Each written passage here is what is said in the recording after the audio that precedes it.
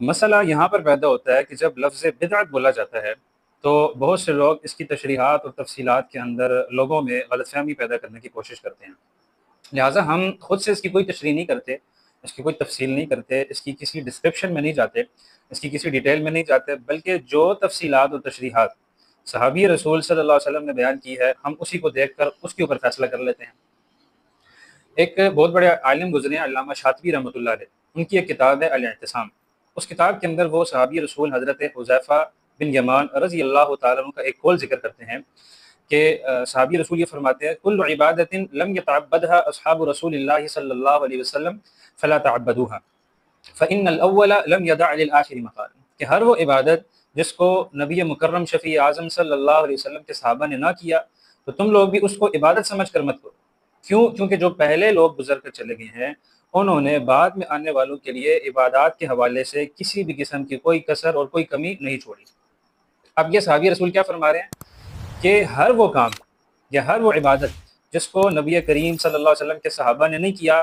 گویا کہ یہ بات وہ واضح کر رہے ہیں کہ جو کام دور نبوی میں بھی نہیں ہوا اور دور صحابہ میں بھی نہیں ہوا، اب بعد کے لوگ اگر اس کو عبادت سمجھ کر، ثواب سمجھ کر، اجر سمجھ کر اس کو کریں گے تو فرمایا کہ وہ کام سنت نہیں ہوگا بلکہ وہ بدعت ہوگا۔ یہاں بہت سے لوگ جب ہم یہ چیز ذکر کرتے ہیں کہ بھئی بدعت ہر اس نئی چیز کو کہا جاتا ہے جو کہ دین سمجھ کر کیا جائے، تو لوگ ہم پر یہ اعتراض کرتے ہیں کہ بھائی آپ ہم پر یہ اعتراض کرتے ہو کہ میلاد منانا منع ہے، میلاد بدعت ہے، تو ہم تم سے یہ سوال کرتے ہیں کہ بہت سے ایسے کام جو نبی کریم صلی اللہ علیہ وسلم کے زمانے میں نہیں تھے، یا بہت سی چیزیں ایسی تھیں جو اللہ کے نبی صلی اللہ علیہ وسلم کے زمانے میں موجود نہیں تھیں، آج کے زمانے میں بہت سے لوگ ان کو استعمال کرتے ہیں اور اس کو اپنی زندگی کے اندر انہوں نے شامل کیا ہوا ہے۔ جیسے کہ وہ یہ کہتے ہیں کہ بھئی اس زمانے میں پنکھے نہیں تھی، لائٹیں نہیں تھیں، موٹر سائیکل نہیں تھے، گاڑیاں نہیں تھیں، اب بہت سے لوگ موٹر سائیکل کو، گاڑیوں کو، پنکھوں اور لائٹوں کو استعمال کرتے ہیں۔ تو ہم یہاں پر ان کا یہ جواب دیتے ہیں کہ بھئی یہاں دو چیزیں الگ الگ ہیں۔ ایک یہ ہے کہ میلاد کا منانا، جس طریقے سے آج میلاد منایا جا رہا ہے، کیا یہ چیزیں نبی کریم صلی اللہ علیہ وسلم کے زمانے میں موجود تھیں؟ ہمیں میلاد منانے سے انکار نہیں ہے، ہم اللہ کے نبی صلی اللہ علیہ وسلم کی ولادت کی خوشی مناتے ہیں، لیکن شریعت کے دائرے میں، جیسے آپ صلی اللہ علیہ وسلم نے روزہ رکھا تو یہ شریعت کے دائرے کے اندر آ رہا ہے، لیکن جس طریقے سے آج مروجہ عید میلاد النبی منایا جا رہا ہے، کیا اس چیز کو اللہ کے نبی صلی اللہ علیہ وسلم کے صحابہ دیکھ کر اگر اس چیز کو دیکھ لیں تو کیا وہ اس پر خوش ہوں گے؟ تو ہم یہ کہتے ہیں کہ بھئی جس طریقے سے آج میلاد منایا جا رہا ہے یہ دور نبوی میں نہیں تھا، دور صحابہ میں نہیں تھا، لہٰذا یہ بدعت ہے،